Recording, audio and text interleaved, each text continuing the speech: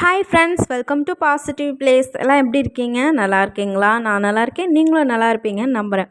Okay, எப்பயுமே பாசிட்டிவாக think பண்ணுங்கள், நெகட்டிவிட்டியை இக்னோர் பண்ணுங்கள். கண்டிப்பாக உங்கள் லைஃப் மாறும். அது மட்டும் இல்லாமல் உங்களையும் உங்கள் லைஃப்பையும் ஃபோக்கஸ் பண்ணுங்கள். உங்கள் லைஃபுக்கு என்ன டெவலப் பண்ண முடியுமோ அதை பண்ணுங்கள். உங்கள் டைமை மற்றவங்களுக்காக கொடுக்காதீங்க. ஓகேங்களா? தம்ப்நெயிலே பார்த்துருப்பீங்க. இன்றைக்கி என்ன வீடியோ அப்படின்னு பார்த்தீங்கன்னா, 10 பவுனை வச்சு நம்ம எப்படி 20 பவுன் வந்த மாதிரி சேர்க்கலாம். ஸோ நகையை வச்சு நகை எப்படி பெருக்கலாம், அதை பற்றி தான் நம்ம பார்க்க போகிறோம். நான் சொல்கிற மெத்தட் ஃபாலோ பண்ணி நிறைய என்னென்னா கோல்டு பெருக்கலாம். கோல்டு நீங்கள் நிறைய வாங்கலாம். இப்போ கோல்டு ரேட் பார்த்திங்கன்னா அதிகமாகிட்டே இருக்குது. 80,000 இருக்குது, அடுத்து 1 லேக் அந்த மாதிரி வரப்போகுது. கிராம் 10,000 அந்த மாதிரி போயிட்டுருக்கு. ஸோ மாதம் கோல்டு வெள்ளை ரேட்டு அதிகமாகிட்டே தான் இருக்குது. ஸோ உங்களுக்கே தெரியும், வருஷம்தான் அதிகமாகுமே தவிர இப்போ மாதம் கோல்டு அதிகமாகிட்டே போகுது. ஸோ போக போக பார்த்திங்கன்னா மிடில் கிளாஸ் இருக்கிறவங்க கண்டிப்பாக தங்கம் வாங்குறது ரொம்பவே கஷ்டமாக இருக்கும் அப்படின்னு நினைக்கிறேன். ஸோ வாங்க முடியுமான்னு தெரில. ஸோ நான் சொல்கிறது நீங்கள் ஃபாலோ பண்ணிங்க அப்படின்னா நீங்கள் கண்டிப்பாக நகை வாங்கலாம், நகை சேர்க்கலாம். நான் சொல்கிற டிப்ஸு ரொம்பவே உங்களுக்கு யூஸ்ஃபுல்லாக இருக்கும். பட் நீங்கள் இதுக்கு முன்னாடி கேள்விப்பட்டிருப்பீங்க, பட் ஃபாலோ பண்ணியிருக்கீங்களான்னு தெரியல. பட் இனிமேல் இதை ஃபாலோ பண்ணுங்கள். இதில் பார்த்திங்கன்னா லாபம் ரொம்ப அதிகங்க, நஷ்டம் கம்மி தான். சரிங்களா? நகையை பெருக்கிட்டே இருக்கலாம். இந்த மெத்தடு ஃபாலோ பண்ணி நகையை நீங்கள் பெருக்கிட்டே இருங்க. ஓகேங்களா? ஓகே, உங்கள் நகையை பெருக்கிறதுக்கு முன்னாடி நம்ம சேனலுக்கு ஃபஸ்ட் டைம் வந்திருக்கீங்கன்னா சப்ஸ்கிரைப் பண்ணி பெல் ஐக்கன் அழுத்திக்கோங்க. அப்போ தான் நான் போடுற யூஸ்ஃபுல்லான கண்டென்ட் உங்களுக்கு வரும். நல்ல money savings, gold savings, health tips, ஆரோக்கியமான வாழ்முறைகள், லா ஆஃப் அட்ராக்ஷன், இந்த மாதிரி நல்ல கண்டென்ட்டாக கொடுத்துட்ருக்கோம். ஓகேங்க, கண்டிப்பாக பெல் ஐக்கான் அழுத்தி வச்சுக்கோங்க. சரிங்களா? தங்கம் பிடிக்காமல் யாருமே இருக்க மாட்டோம். கண்டிப்பாக எல்லாருக்குமே தங்கங்கிறது ரொம்பவே அழகுக்குரியது. இன்னொன்று பெண்கள் ரொம்ப அணிய விரும்பக்கூடியது ஒரு ஆபரணம். நம்ம என்னென்னா கையில் வளையலாக இருக்கட்டும், மோதிரமாக இருக்கட்டும், காதில் தோடாக இருக்கட்டும், இந்த மாதிரி எல்லாத்துலேயும் போட்டு அழகு பார்க்கக்கூடிய தங்கம் நம்மக்கிட்ட என்னென்னா அளவுக்கு அதிகமாக இருந்துச்சுன்னா சந்தோஷப்படுறது ஆளை விட நம்மளை விட யாருமே இருக்க மாட்டாங்க. ஓகே, இப்போ வாங்க. இப்போ உங்ககிட்ட 1 பவுன் இருக்குது. நம்ம நான் சொன்ன கான்செப்ட் வரலாம். இப்போ உங்ககிட்ட 1 பவுன் இருக்குது. இப்போ தோடோ வளையலோ ஏதோ ஒன்று உங்கள் வீட்டில் சும்மா வச்சுருக்கீங்க அப்படின்னா, இப்போ லாக்கரில் நீங்கள் வச்சுருக்கீங்க அப்படின்னா அதை நீங்கள் இந்த நான் சொல்கிற மெத்தடுக்கு யூஸ் பண்ணிக்கலாம். அப்போ நீங்கள் போய் அந்த 1 பவுனை அடகு வைக்கிறீங்க. பேங்க்கில் அடகு வச்சிங்க அப்படின்னா எவ்வளோ தருவாங்க? ஒரு 40,000 அந்த மாதிரி தருவாங்க. ஸோ அதுக்கு நீங்கள் அந்த 40,000 எடுத்துகிட்டு நீங்கள் கோல்டு வளையலோ காயினோ இல்லை ஏதோ ஒன்று 1/2 பவுன் கிட்ட கண்டிப்பாக வரும். ஸோ 1/2 பவுனுக்கு ஏற்ற மாதிரி நீங்கள் என்னென்னா வாங்கிக்கோங்க. ஏதோ ஒன்று காயினாக எடுத்துக்கோங்க, இல்லை தோடாக எடுத்துக்கோங்க.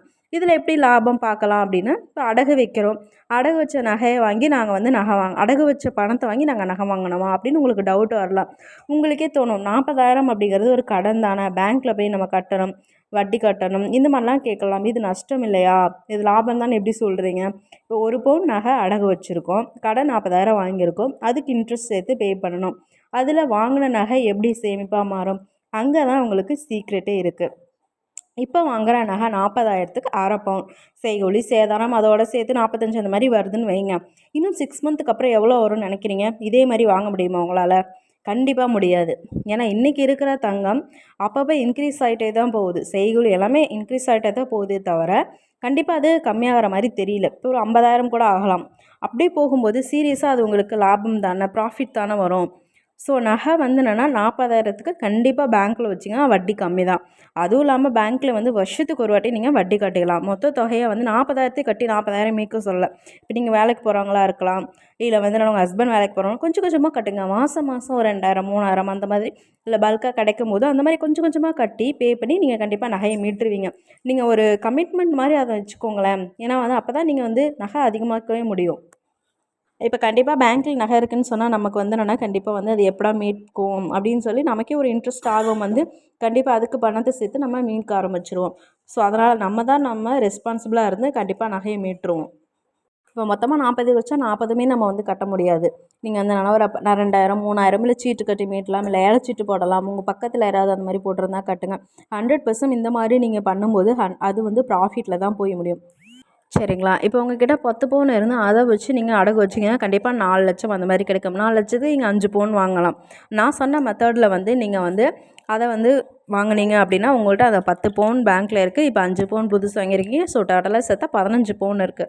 ஸோ மாதம் மாதம் நீங்கள் கட்டி மீட்டுறலாம். இன்றைக்கே வந்து என்னென்னா ரேட் கம்மி அப்படின்னா இதுக்கப்புறம் இன்னும் வந்து நீங்கள் அதிகமாகிட்டே தான் போகும். இப்போ 4 லட்சத்துக்கு நீங்கள் 5 பவுன் வாங்குனீங்கன்னா அடுத்து ஒரு 3 பவுன் தான் வாங்குற மாதிரி வரும். நீங்கள் 2 லட்சம் எக்ஸ்ட்ரா பே பண்ணி தான் வாங்கணும்.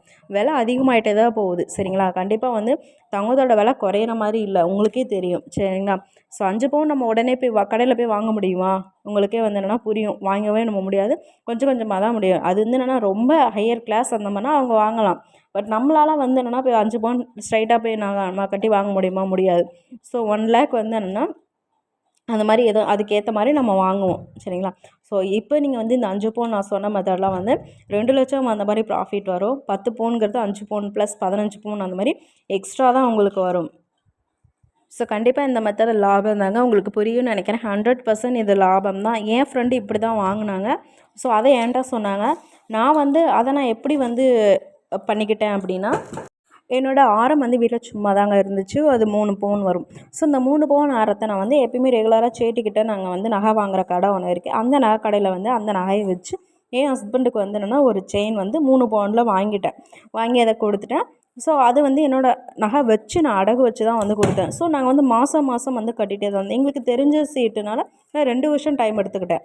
ஸோ 2 வருஷம் வந்து என்னென்னா டைம் எடுத்தது நான் கொஞ்சம் கொஞ்சமாக தான் பே பண்ணேன். ஸோ கொஞ்சம் கொஞ்சமாக தான் பே பண்ணோம். இப்போ 2 வருஷம் ஆச்சு. ஏன் 2 வருஷம் ஆச்சுன்னா, அது ஆரம் தான். நாங்கள் வீட்டில் சும்மா தான் வச்சுருக்கோம்னு சொல்லிவிட்டு அதுக்கு நாங்கள் அந்தளவுக்கு இம்பார்ட்டன்ஸ் கொடுக்கல. பட் நான் வந்து என்னென்னா ரெகுலராக போடுற ஏதாவது செயினாக இருந்தால் கண்டிப்பாக நான் மீட்டிருப்பேன். ஆனால் அந்த 2 வருஷம் கழித்து நாங்கள் அதை எடுத்துட்டோம். நகையை மீட்டுட்டோம்.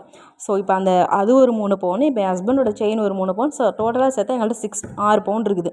ஆனால் இதுக்கு முன்னாடி நான் அந்த ஆரத்தை வச்சுருந்தேன்னா வெறும் 3 பவுன் தான் இருக்கும்.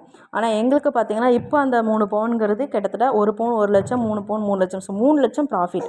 ஸோ அப்போ 10 பவுன் நீங்கள் வச்சு நீங்கள் வாங்கினா எவ்வளோ பவுன் நீங்கள் சேர்க்கலாம்? கண்டிப்பாக வந்து 15, 20 அந்த மாதிரி சேர்க்கலாம். இப்போ பெண் குழந்தைகள் வச்சுருக்கீங்க அப்படின்னா கண்டிப்பாக இது வந்து ரொம்பவே யூஸ்ஃபுல்லாக இருக்கும். அதேமாதிரி கல்யாணம் ஆக போகுது அப்படின்னா முன்னாடியே நீங்கள் ஒர்க் பண்ணுறீங்க அப்படின்னா இது மாதிரி நீங்கள் வச்சு நகை வந்து உங்களுக்கு எடுத்து சேர்த்து வச்சுக்கோங்க. கண்டிப்பாக ரொம்பவே யூஸ்ஃபுல்லாக இருக்கும். இந்த வீடியோ உங்களுக்கு பிடிச்சிருன்னு நினைக்கிறேன். பிடிச்சிருந்தா கண்டிப்பாக பாசிட்டிவ் பிளேஸ்க்கு சப்ஸ்கிரைப் பண்ணி சப்போர்ட் பண்ணுங்கள். கண்டிப்பாக இது மாதிரி நல்ல நல்ல யூஸ்ஃபுல்லான கண்டென்ட்டோடு நான் உங்களை வந்து சந்திக்கிறேன். சரிங்களா? கண்டிப்பாக இதை வந்து ஷேர் பண்ணுங்கள். யாரெல்லாம் ஃபாலோ பண்ண போகிறீங்களோ எனக்கு கண்டிப்பாக கமெண்ட் பாக்ஸில் கமெண்ட் பண்ணுங்கள். நானும் இதை வந்து ரெகுலராக ஃபாலோ பண்ணிகிட்டே தான் இருக்கேன். அடுத்து நான் வந்து என்ன வாங்கினேன்னு உங்களுக்கு நெக்ஸ்ட் வீடியோவில் சொல்கிறேன். ஓகே ஃப்ரெண்ட்ஸ், தேங்க்ஸ் ஃபார் வாட்சிங். நெக்ஸ்ட் வீடியோவில் பார்க்கலாம். பாய்.